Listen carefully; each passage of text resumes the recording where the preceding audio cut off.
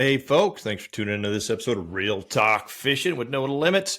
Today we're going to keep it just kind of simple. We got something big planned for you next week, but we can't record it till tomorrow night because we're waiting on some information. Kind of a fantasy fishing predictor type deal for the upcoming NWT event at Red Wing, and that'll air next Monday. So you definitely want to stay tuned and see that. We got our official, non-official, analytical guy on, local pro. We're going to break it down and kind of break down some predictions and why and what the upcoming NWT at Red Wing might show. So that'll be next Monday. So today you're just going to get me going on, not a rant, just some information to pass forward to some of you all on some things that are on my mind, some things I'm thinking I need to share, and maybe help you out with a couple things you got going on, or just some questions in your head about how some of this stuff works. And I want to get down into it just on the co-angler side of things. So anybody new looking to get into the NWT for the season, NWT, the National Walleye Tour, pro or co, right? You got two ways to sign up. Co's are $500. Pretty sure co's are set for the whole year at big demand for them. But there can only be as many co's as there are pros. And I don't know what the numbers are for Red Wing yet. 100, I think we had for Erie. Usually we'll come down from there. It's always just a big tournament. A lot of locals get in it. But questions, I get a lot of calls from guys who got in or DMs, whatever. But they got in for the tournament and they want to know what to expect as a co-angler. So I'm going to give you the expectations from the pro and what we expect from the co-angler, and then some things the co-angler just needs to know to bring. I'll just lay this out there on the table. As a pro, I do not want the co-anglers in my boat, period. It's nothing against the co-anglers. I just rather this be pro versus pro and not have to worry about it's an advantage or a disadvantage to who you have in your boat sometimes. And you're responsible for that person, right? Safety. So like at Erie, we got big waves come up. It can just kind of mess with your mind. I used to really struggle as a my full-time guide of having that guy in the boat and thinking, okay, I got to get him on. I got to entertain him and get him on fish. Then that's not the case. So the bass world does this as well. A great post this morning from Claire Asbury, as he is a co-angler on the BFL or the Bass Open side. And his pro wrote a message about what a good co-angler was, and his actions and how he conducted himself as a co is what everybody should strive to be. But like I said, it's nothing against the co-anglers. And I can tell you now that aspect to our tournament isn't going away anytime soon. And it's good in many aspects as well, right? I think this year had maybe 9 co's from previous years that moved over to the pro side. So that's kind of the process that I think we all like to see. It's a good evolution, great way to learn. Absolutely wonderful way to learn these new bodies of waters, new methods. You get to jump in with one of these pros boats. You know, you could be my boat, you could be in Hoyer's boat, you can be Springle's boat, whoever. You're going to learn something different from everybody on how they do things and how they break things down and why they do it. I never did that. Probably would have done better my first year on tour if I did. But there's also something to be said just for jumping in, head first and learning, the hard lessons the hard way sometimes. But as a co, like I said, that's not going away anytime soon. As the walleye trail, we fish some pretty big waters. It's the number one reason it won't go away is the safety aspect of having another guy in the boat. Now, whether that guy is a co or a marshal, who knows? So having another person in a boat that can hopefully help on a man overboard situation if that were to arise, and just safety. Someone else has got a phone if something happens, or if you break down, that guy's actually able to be picked up by another pro and put your fish in a bag and still bring those fish to weigh in, while the pro floats around his boat all evening waiting for somebody to come get him to bring him oil, fuel, or a tow in, whatever it may be. That which happens more often than you may think. And it's, a lot of times something simple, but it just happens. Another aspect of it is the financial side of it. The co's fund the pros championship. Okay. They have a smaller entry fee. They have a smaller payout. A lot of their money goes towards the pro side on the payouts, and we all want more payouts. Only way to get that is obviously keep the co's in, their money funding it. Somewhat a percentage of it, not all of it obviously goes there. They have their own payout. We're finding more sponsors, non-endemic sponsors, but none of that is near as easy as it may sound. I know these guys for Bass Pro Cabela's are working diligently at the Walleye Federation, trying to find these companies to support this, to make things bigger and better, so it's more beneficial for the anglers, but it has to be more beneficial for the sponsors as well as the public out there. So we'll get into that a little bit later on how we can maybe grow some of this. So co-anglers, they're fishing. That's the way it is. But things to need to know as a co-angler is you don't really need to bring anything. You're allowed, according to the rules, to bring your own rod and reel. Usually when you get paired up at the rules meeting, the pro will tell you, don't worry about it. Okay. If they're trolling or something like that, trust me, don't worry about it. Use the pro's gear, especially if they're trolling. They're all set up the way they like it. You're a guest in their boat. You're getting a 2-day guided trip in a sense, but in its also senses, it's not their responsibility to help you to catch the fish. They obviously want you to catch fish, and they want to catch fish because the total weight of the boat is what is calculated. You don't have individual weights, but their goal isn't just to go catch a limit of fish. Their goal is to catch the 5 biggest fish.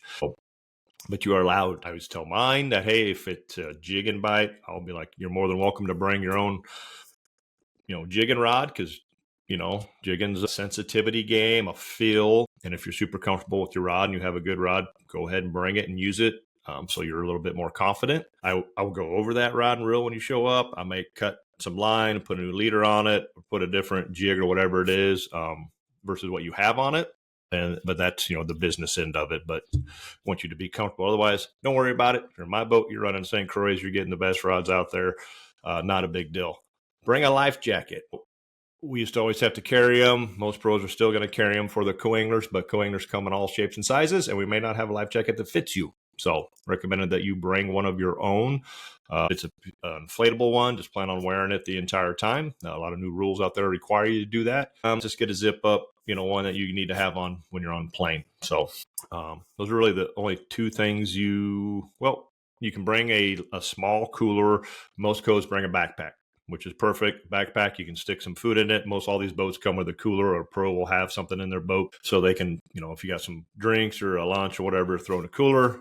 You don't need to bring a big cooler. You don't need to bring stuff. One backpack, you can shove your rain gear in it, or put your layer down into your backpack throughout the day. If you got a couple baits you want to throw in there, what have you. But you can fit just about all you need in a small backpack. That's, I would say, 95% of the codes are bringing, and it's perfect. Doesn't take up a lot of room in the boat.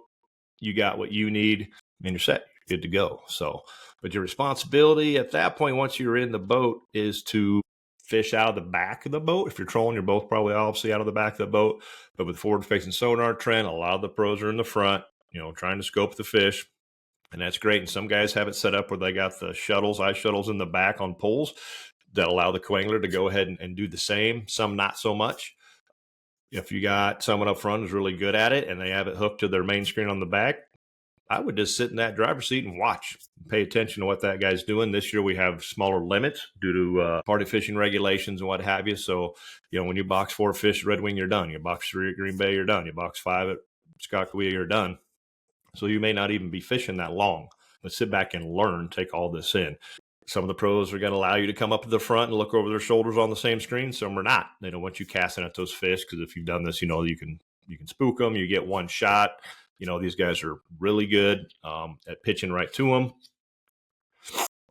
Be prepared for that you just may be in the back of the boat blind in a sense, or maybe you're dragging a bottom bouncer or a rig or something back there, and heck, you may catch more fish. So, that happens plenty, more often than not, that a co-angler may, whack a lot of the fish just because you're doing something different. So we fished without forward-facing sonar for plenty of years, and everybody caught plenty of fish. It is a different game now. So just be prepared and anticipate that. In the bass world, it's the captain of the boats up front, the amateurs in the back, for whatever reason, or the boater, they call them. A lot of guys seem to think that it's okay to cast over the guy in the front. They're bringing in their own individual fish. So you get to fish the back of the boat. The pros fish in the front. Usually the front's going to get to the fish first, or you're scoping them and you can see them. So a lot of guys want to be up front and have a better chance. As a guide, I fish out of the back a lot. And in tournaments, I'll give my co-anglers the front because I'm just so used to being in the back. You get to the first fish, but doesn't mean you're going to catch them first. So just respect that and understand that's what you're getting into. Not a bad thing. Not a bad thing at all. So also, netting fish, jig bite's pretty simple. If a pro hooks up to a fish, he's just going to pull that walleye right into the net. Okay. But don't stab at the fish. Get that, wait for him to say, get it, come in the water away from the fish or from the side and come up or down underneath it, up and under it. I prefer the net to fish. That's when you get a lot of them, and I'm guilty as well. They, holding the netting back. Otherwise, you hit that water, and guys stick that net in the water too soon, and that netting flips right out in front of the net. And now you got your net and your crankbait all tangled up, and the fish is not in the net, and you're going to lose it. Most time, you're going to lose it. So a lot of guys will hand the rod off to the co and say, "Just reel, I got it." Reel it right to the boat. Just listen, pay attention, and watch what it he or she's doing, and pay attention. Tips. It used to be, I don't say a tip, but we're there all week spending a lot of time and money on gas. This isn't the case for every pro, but Anthony used to do a really good job of reminding people that and say, "Hey, feel free to, appreciate the fact these guys put a ton of time and money into this. Throw them a little gas money into the day. That goes a long ways." 100% up to you. Some of the pros may not accept it. That's 100% up to them. It's just kind of a common courtesy type thing, whether it's a 20 or 50, $100 bill, whatever it may be. Gas ain't cheap if you haven't noticed. And we do spend a lot of time and a lot of gas every day to get you on these fish. Obviously, get ourselves on these fish, but you're going to benefit from it as well. And trust me, the pros are going to remember those guys. Either way, it's a common courtesy type thing. Is all that is. Don't share information. Don't be telling your pros or buddies or whatever what you did that day. You can tell anybody whatever you want after the tournament, or going through the second day. Don't tell the pro on day 2 what the pro on day 1 did. The pro shouldn't even be asking you that. If you were to slip and tell me that as a pro, I don't care. I'm going to go fish my fish. I can't catch other people's fish, so it doesn't really matter to me. But that's not the case for everybody. So just be diligent. Jeff goes over that in the rules well and makes it clear not to share any of that information. That's kind of in a nutshell about it, but really just pay attention and take what you can from the experience and learn, and then share that with your friends. And hopefully if you get into 1 or 2, you're going to want to sign up for all 4. There's kind of different levels. There's guys who sign up for all 4 that are, young guns trying to move up into this walleye world fishing and make a career out of it, or fish the NWT level. And then there's some that it's just their vacation, 4 or 5 weeks a year. That's what they plan. They travel. They've been doing this for a long time, so they know the ins and outs of it, but they don't have aspirations to fish on the pro side of it. I know plenty who have done the co side. I went to the pro side, did it once or twice, and went, nope, that's a whole different game. It's a different mental game. It's pretty easy to jump in the boat with somebody and go fishing, but it's not the same game when you're in command of that boat and you're the captain of it. So it's a lot more pressure, and just there's a lot more that goes into it than just having someone taking you fishing. So if you get the opportunity to travel with some pros, jump all over that. Now, maybe you don't have the vacation time or whatever, but get in as many days as you can with them on the water or practice, but also understand that it's practice, and they're probably not going to go hammer on a pot of fish. They're going to move around a lot and fish a little and drive a lot. You're going to catch one here, catch one there, catch 2 or 3. You're going to try to dial something in, and you're out of there, and you're going to move, and you're going to try to find, half a dozen different spots that are producing things, try to identify that pattern, whether it's a type of bait, a type of technique, a water clarity, depth, just whatever it is on the system. And then coming up in the Mississippi and these river systems, you're going to be throwing everything at them and doing a lot of different stuff. But the same method may work at several different locations. So you just have to, get a couple, pay attention and share things that you see with them throughout the day, 2 things that are happening on the water. You noticed a rise or a clarity issue, or maybe you kept catching them on your side of the boat and you weren't doing nothing. You sat the rod down to take a drink of your soda or what have you, and then you got bit, right? So they wanted less action. Or you're pulling a 3-way and you're pumping your rod and you're getting bit on the pump, or you notice that you keep catching weeds on your side of the boat and not the other side, and you're getting bit. So obviously they're on the weed line. Just a lot of little things and details that you can help that pro and to share that information with them there, because they're going to be helping you the whole time and just giving you nuggets left and right on why they're doing things. So don't be afraid to ask questions. Now, tournament day, it's perfectly okay to ask questions, get to know your pro. Offer bringing some ice is a great thing on top of the gas money. But let them tell you where they're going to meet you in the morning at the boat ramp or at your hotel or a parking lot somewhere where you can leave your car or truck and jump in with them, and hopefully you can back the boat in. Makes things a lot smoother. If you can't, please start practicing that. That's, there's a lot of things you can do to make the day go better. Number one thing is just don't be nervous. When you got a nervous co-angler in the boat, that's the worst because you're a wreck. You aren't helping anybody do anything. Your best bet is just to sit down and not touch anything personally. I get it. Maybe you're excited, and it's that kind of nervous, or you're in some 5-foot waves and rollers and it sucks and you're scared. If that's the case, tell the pro that and they'll make, an adjustment if they can, or they'll do what needs to be done. But when you're so nervous, you can't put a planer board on, or you can't make a remotely close to an accurate cast, or you're just a mess. It's no good for anybody. And at that point, the pro is better off having you just not fish. They may give you a bobber with no hook and say, throw it over there. I don't know. It's the worst thing when a guy is so nervous that he just can't function. We're all just people. We're all just out there fishing, trying to have a good time and catch 5 the biggest fish we can that day. So we're not any better than anybody, we're all just guys and gals fishing. So if you are in Chase's boat or Hoyer's boat and you're starstruck, I get it. And you maybe have a little anxiety, but trust me, just relax. These are all really good dudes. Okay. They're there to help you as much as they can to a point. So just take some deep breaths, relax, and just do it. I hope you already know how to do, but ask some questions and pay attention to them as well. So you can try to mimic exactly what it is they're doing. Or maybe you have your own way of doing it. And you're a local from a fishery and your cadence or whatever, works, then you do what you need to do to catch your fish there. So I don't think they're going to tell you no. They may want you to run a particular bait. You run the particular bait. So, but that's it. Just relax, have some fun, sit back, take it in and enjoy it. So yeah, that's probably about it for the co-angler side.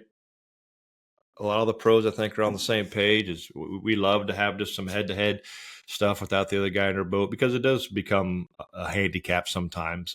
Not so much, I don't think, anymore that we have such a big demand for the co's that a lot of these guys that would get in for one tournament, their wife would sign them up as their birthday present. And he's 85 years old and whatever the case is. And not that the guy can't fish, but you're making an 80-mile run and you're going to be on your feet pitching a jig or casting a crank all day. That takes a little bit of physical stamina and ability to handle that. Speaking of runs, so as a co, be prepared to go in rough water and drive a long ways and not to fish a lot sometimes. If you don't want to do that, or you can't handle that, or you have a physical inability or a medical condition that doesn't allow you to do that, don't sign up. Okay. It is nothing but a problem. They got to find a replacement the last minute. Just don't do it. This isn't for you. Okay. Fish a local tournament, do something, just don't do it. This is not for you. Okay. And I know that when talking to a very small percentage of you, but some of you aren't aware of that and take off and it's blowing 30 or 40 and tournament directors make the best decision they can with the weather that, the information that they're given. And when they decide to send you, we're going, and the pros, they're going and they're going to go and they're going to push those boats to the limits. And it's not the most comfortable ride. It's not the most comfortable conditions. And I've gone as far as 2 hours one way in a boat ride. And yeah, that sucks. But if you're making that kind of run, trust me, you're going to catch fish. They're only going there because they know they can get them and they can get them quick and they're good ones. Just understand that's what you're getting into. Pay attention to how they're driving the boat. What are they doing? How are they cutting? I mean, there's a lot to learn just by sitting there. Granted, you're maybe holding on for dear life, but just pay attention to those little things. You can learn so much. But completely be prepared for those type of things. And if you just can't do it because you got a bad back, maybe you get blessed with 2 nice, beautiful, sunny, calm days, but don't count on it. Okay. Last year season, we got a lot of that, but the takeoffs can be rough. And wind can change and weather is unpredictable. So if you have issues, if you just had a back surgery or whatever it may be, do not sign up for that year because it is not the pro's job to cater to the needs of the co-angler in the boat. Okay. If you have a medical condition, whatever, let them know about anything it is that you do have so that they know how to take emergency response or actions to that in case you happen to have seizures once in a while or you're a diabetic. Have a game plan, let them know where your, whatever your medical devices are that you may or may not need in case of emergency. A lot of guys will have a first aid kit, obviously, in their boat, but things has happened. And there's no reason you can't fish if you have, certain conditions. By all means, just let them know what those are and that you have your shots or your getting glucose, whatever it may be in your backpack. And so they know where to get it. So All right, that's enough on the co-angler and stuff like that. So once you move over to the pro side, understand it. It's a pay to play thing at this point. Top 40 make it to the champion in points. So points are big, and they changed this a few years ago to where the points matter outside of the angler of the year, which is great to make a championship. That's entry fee is paid for by qualifying. It's not as easy as it used to be. You need to catch fish every day. You can never zero. You can zero a day, but you can't zero a tournament. You'll never make up those points. So if you miss a tournament, whatever, just you're not going to make it. It's going to be really hard pressed unless there's like a really bad early season tournament where half the field zeros. Then you still got a shot. I think that happened to the Detroit River a couple years ago. So on another note, as a whole, there's so many information out there, so many podcasts, and the bass world is just a kind of a mixed jumble mess. And we had some issues last year in the walleye world over the last couple seasons. You heard the whole fish and weight story that made national news. NWT had its own little hiccups last year. We got new management this year so far, so good. You know, when something new happens, there's going to be learning curves and a process. And I think we work through a lot of that and have a lot of these issues resolved. And so far, so good. So, but we just got to stop the negativity. And I'm as guilty as anybody because we all fishermen love to complain. I make a lot of noise, but it's because of trying to help the sport and help the tournament organizations. There's a lot of stuff that goes on that the general public doesn't know, that a lot of pros provide input that when they're asked for it, and they provide it when they're not asked for it, whether it be through surveys or conversations with tournament, directors and ownership organizations. And sometimes it's taken and sometimes it's just kind of falls on deaf ears. There's more that the ownership or director side see that the anglers don't see as well, right? The back end of the business side, the finance of it. And ultimately, if there's no money to run these things, then there's no tournaments to complain or participate in, right? So, but just kill this negative noise on who's cheating, who's doing what, who hooked the fish here, who caught all the fish, didn't coal part, whatever, all the crap. Bass World is making plenty of noise on it, and it's good and bad, right? It's obviously raising the awareness, which we made plenty of noise on it in the walleye world the last 2 years, and changes have been made because of it. And if there are errors and things that come up, trust me, there'll be plenty of more noise. But ultimately, we want to provide a better platform and a better experience for the co's and the pros. And if it's better there, it's going to be better for everybody watching, right? And now there's plenty of people watching that want to take it to that level, but if they see all this negative noise about it, they have no desire to do it. They'll stay with their little local tournaments, which is great. And please start there and never even leave there. Promote those, support those. Those are fun. Clubs, leagues, whatever it is. You're just going to learn a lot at that level no matter what. So fish those. Always fish those. Just kill the negative noise, right? Gerald Swindle is graded a PMA, positive mental attitude. It's not easy with all the noise out there, but, and it doesn't mean you're going to win and be the best out there, but you can go in there with a good attitude. But it's also your responsibility to report things when you see things that aren't right. Because if you don't, you're just as guilty as the person that did it. This has been going on a lot more exposed lately in the bass world. A lot of that is because of the podcast platforms, the social media. Everybody's got cameras in their boat. All of these things. So and a lot of time it's the angler's fault that maybe broke a rule, but it's not always. These fisheries have some pretty confusing rules sometimes. And it's just a matter of kind of just not knowing or understanding. Once again, no matter what, it's your fault, own it. And you can only play naive so much, but it's your responsibility to read the rules, read those local and state. It's also tournament director, if they do know stuff, to put that information out to the entire field. Because it's not uncommon to talk to one conservation DNR person and then another one and get two different things. That's how confusing sometimes these regulations are in fisheries, especially when you deal with like boundary water, Canadian, Minnesota, South Dakota, Minnesota, Wisconsin. Things can get a little kind of confusing, or you're dealing with bait situations, transferring bait, across state lines, or is it okay on the water? Take your boat out. Where do I buy it from? Blah, blah, blah.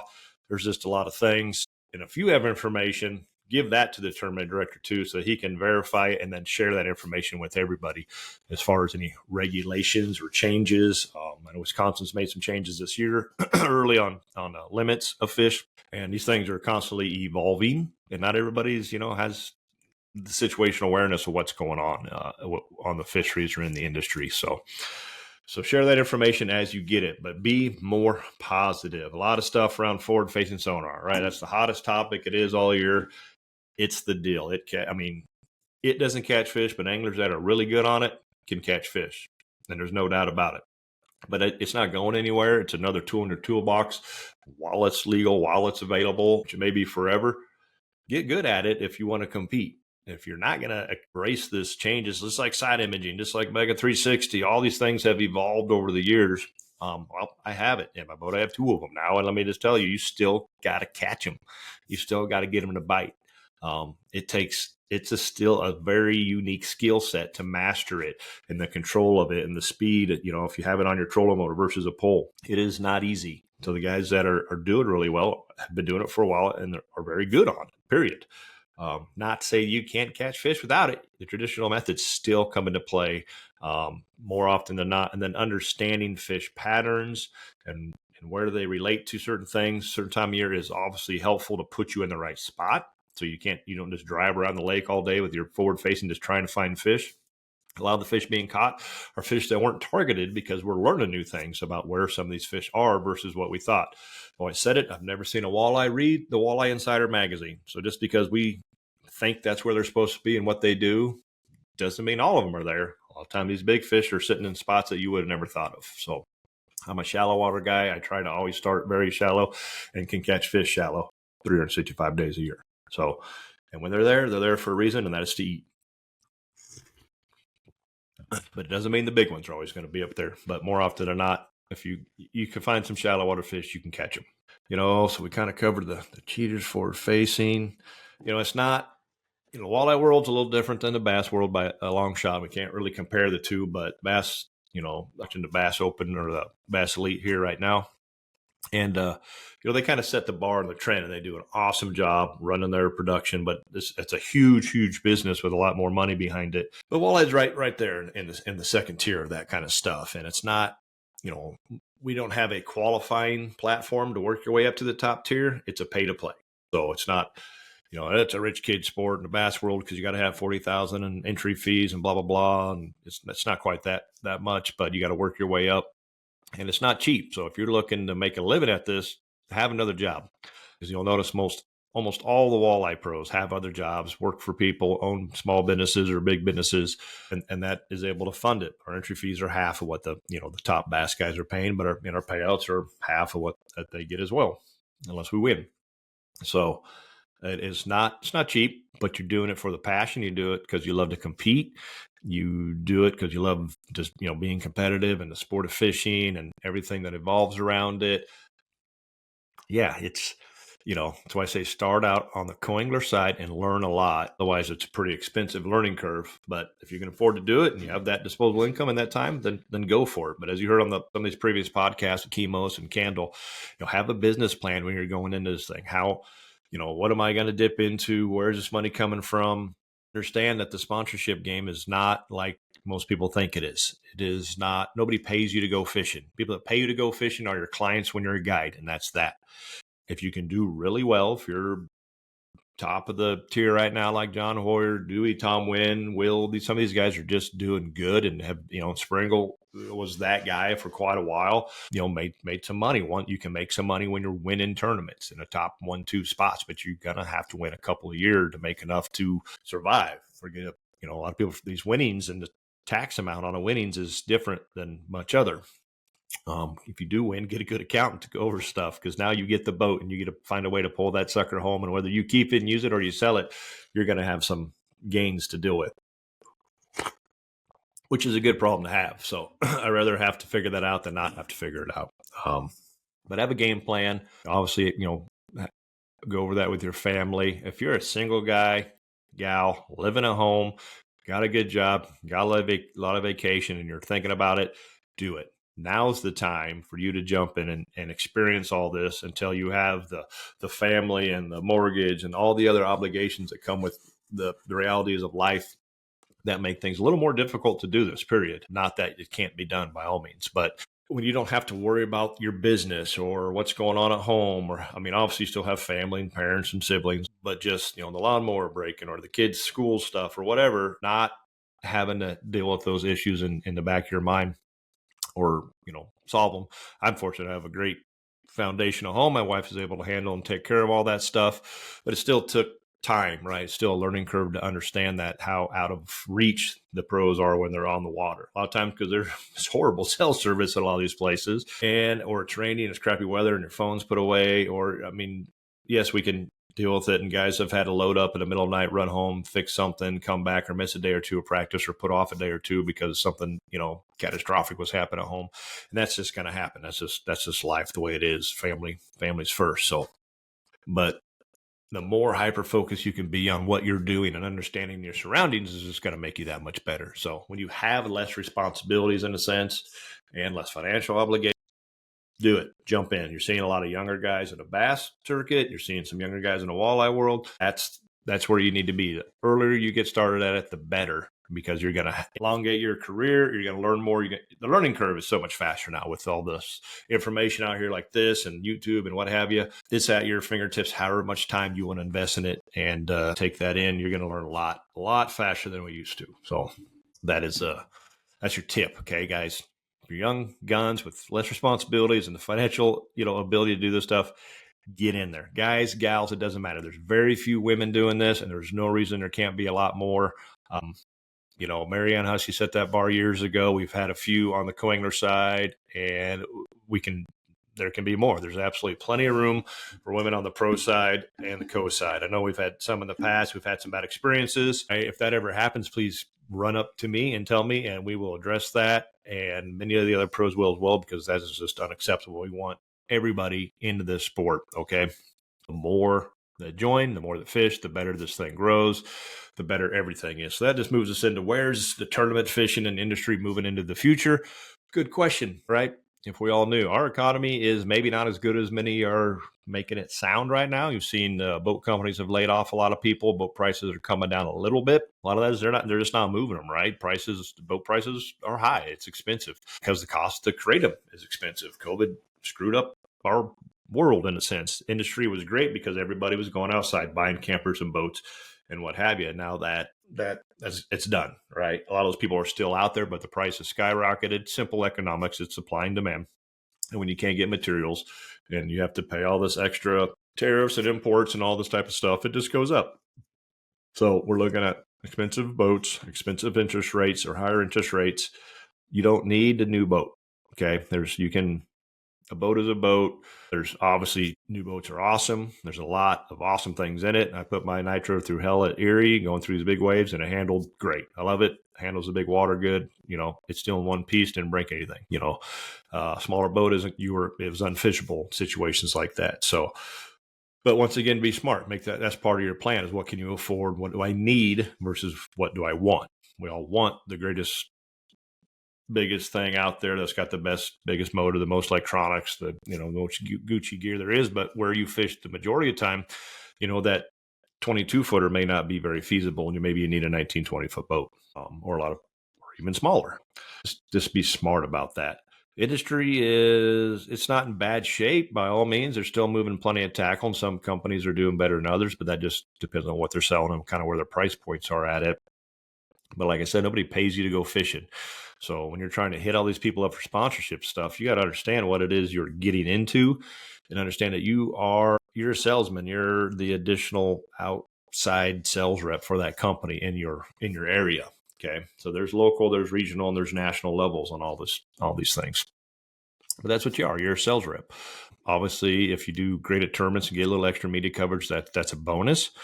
But as a guide, when you can put products in people's hands every day, 400 or 500 people handle that rod or that reel or that lure, that's great, right? They get to fill that line, see it cast. That's big. Show up at stores, right? When they have events, Shill's Spring Fishing Classic, Bass Pro's, Spring Fishing Classic. Go there and work the booths. Get to know those local and regional reps. That's what's going to get you through the door. And don't expect a whole lot. We all have to start at the bottom. So I love everybody's like, I'm sponsored by so-and-so. No, you're not. Unless you're getting a retainer type paycheck of some sort and you're not a sponsor, you're a pro staffer, you're an ambassador for that company. That's great. That's where you need to start, because this getting dollar bills is a whole different thing from them. So, but you got to really show some value in return. Why should somebody give you a few $1,000s? Have you moved 10 times that for that company to make sense, right? So our industry isn't in bad shape. It could be better, but it's going to do this roller coaster with the economy. It's just how it is and how it's always been. So, stay true to your sponsors. If you got to take a cut from whatever it is, understand that that's a financial decision on their behalf. Either one, you're not, they're not getting enough return out of you, or just overall their sales are down and that's just where they're at. So in that case, you should just be glad that they kept you on at all. It's just business, right? You got to look at everything through the glass, the looking glass of a business perspective of it, because that's what it is. So, and because you win your little local derby, it doesn't mean a whole lot to them, because most of those don't have any media. There's no press. There's no press release coming out. There's no follow-up. A little Facebook post that 400 people saw isn't moving the needle. As anglers, as pro anglers, to be the top of your game, and you'll see this, the bass guys have got this figured out, and several of the walleye guys are getting on board with it, is our number one media outlet is yourself. You need to create your own YouTube, your own social, your own website, your own newsletters, your own podcast, whatever it may be, to get that word, that information out there, your brand out there.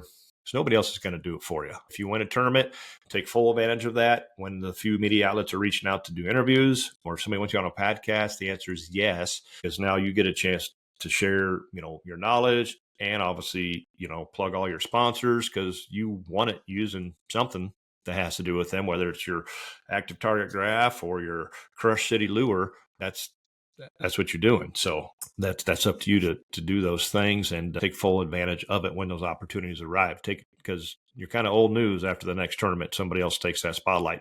And if you're lucky enough, it's you again. All right. And you're going to get more and more coverage. So that doesn't happen as much as it used to a long time ago. We had a lot of reporters would show up, but that was all before social media, when it was all, ink in the magazine, and you wouldn't know what the tactics were to win a tournament until, a month or two down the road. So now you're getting that information pretty much real time and can go out the next day and try to mimic what it is, which is cool. How can we make some of this stuff better moving forward? Live coverage is obviously big. I'm watching the Bass Elite Series right here, or was. It just airplay kicked off. That's great. So we tried some of this on NWT. Erie wasn't great conditions for it. It's really tough to get good internet or satellite signals, especially if you try to fire it up before you head out, because going 50 and cloud cover, it's a challenge without having a cameraman in your boat. I will try this again at Red Wing. What I found the best, versus I have a T-Mobile internet, but really just if you got good cell service, stick your cell in a camera, phone holder, and and set it up and let it roll. The problem is if you lose reception or you lose connectivity, once it turns off, you're off. And honestly, you don't want to be messing with it when you're trying to fish. But if we can share more information, as I said before, Robert Cardenas does a great job of the social media and getting the interviews out there for the NWT. And, doing as much as he can. He brings his boat to tournament sometimes to try to get out there on the water as well. But we do have cameramen in the boat, right? That is the production crew. So they like to snap some photos and send those in throughout the day and try to keep people updated best they can. A lot of that is, it's weather and conditions dictated. It may be rainy and nasty out, and they got, you just got to put some of that stuff away so you don't ruin it. But the more of that, the more you can see on the water, whether it's a trolling or maybe it's exciting, maybe it's not exciting to you. But you can see it and kind of see what conditions are doing and why we're doing it. And if a guy is, trolling's easier because you can really kind of talk to the camera a little bit, versus if you're up in the front of the boat casting or whatever, you're gonna see the back of their head, and maybe you'll kind of recognize an area or and watch their cadence and see why they're doing what they're doing.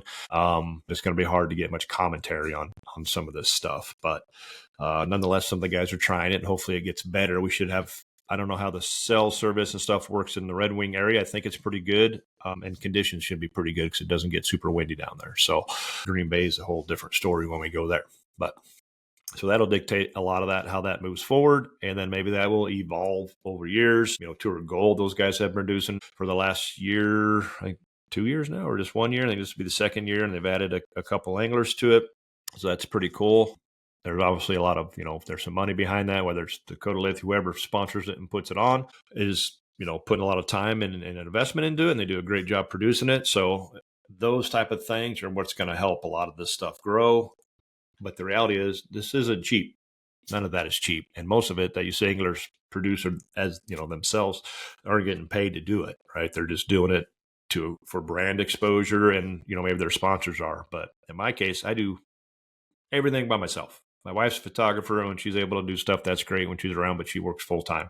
The podcast, my videos, this is all done right here. There's no production guy. There's no company. It's 100% me, which takes a lot of time.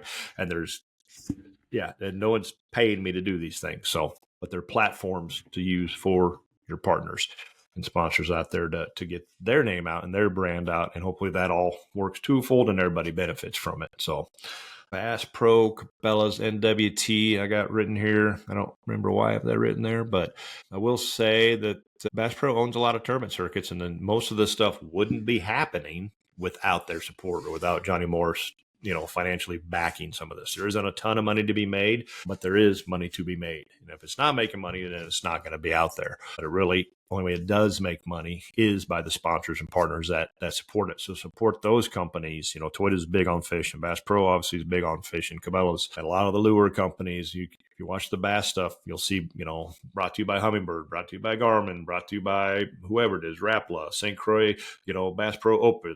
These are title sponsors. They're putting a lot of money behind that because they support it. And obviously they support anglers, and the more anglers, the more product they have to sell. So support those companies, because I could go into a long rant about how all the tax dollars work on that and how that comes back into conservation. And it's a twofold system, whether you're hunting or fishing. The more you spend, the better things get on and out in the water. Now, every state's a little different. You may have an opinion on how your state agencies manage their finances, which we all have, which is great, and share those opinions with them. So whether you are right or wrong, it's yours, and you have an open forum to let them know where and how. And many times you are probably right, but they can't be everywhere all the time, and nobody knows the bodies of water better than the guys and gals that spend every day on them. So I'll just get to go take samples and see things, but trust me, nobody knows it better. I hear it all the time on Lewis and Clark that, this or this and that. I'm like, couldn't be further from wrong. Here's exactly what's happening. And yes, there's a lot of fish in the system, but just because you didn't catch in your gill nets doesn't mean there's no fish there. You just had your nets in a crappy spot. So, but there's a reason they put them in certain places too, right? Science says you got to same location over a certain time of year. You don't want to put them where every fish is at and then get skewed numbers because you're like, oh, we caught a ton of fish. Well, that was 60 or 70% of fish in the population of this lake were in that one area. So of course it looked good. You want to catch fish that are moving through certain areas. But so support those companies that support the tournaments, that support fishing as a whole in the outdoors. That's going to elong your career in the outdoors by those companies being healthy and full. I think WT is growing. It's growing good. We went through some times last year, but so far this year we're good. And they're already making some moves for next year and some changes. It's just things are going to constantly evolve as we continue to provide feed. And like I said, anytime something new happens or new management or ownership takes over, there's immediately going to be some changes. And it's going to take 2 or 3 years for a lot of that to unfold and kind of get leveled out. But we definitely could see and need some changes. We need the media coverage, right? The more that is, the better it is for all the anglers and everybody out there. Personally, and many other pros agree, we would like to see some new bodies of water. One, because we want to see some new bodies of water. Secondly, is that's going to bring a new demographic or new population of anglers in that are going to sign up. We got a lot of locals sign up for each one of these because you don't have to qualify. You just got to pay to play. But if we're in Colorado, Arkansas, Nebraska, Montana, you're going to get a whole new group of guys and gals that join in and maybe say, hey, that was awesome. I'm going to do it again. And that's going to help grow it. Yeah, so there's a lot that goes in between those picking those locations and the schedule. It also comes down to time of year. And then it really comes down to, unfortunately, in a sense, is what community is willing to pay or how much or who's able to pay the most, because the more money ownership or the circuit management can get, the more money they can reward, or the better things they can do, right? They can add another person to help with more media coverage and do a lot of stuff. It's a business, and it all boils down. It's a dollar and cents game. We're there to take advantage of the platform they give us, go have fun doing it, and hopefully do good and walk away with more money than you showed up with. Is usually a pretty good gig, but nonetheless, you learned a lot and had a good time. AIM is another good circuit out there that is doing some good stuff. You're going to see some more of that, catch, photo, and release. A lot of local tournaments are going to that. It's just a good way to keep those fisheries healthy.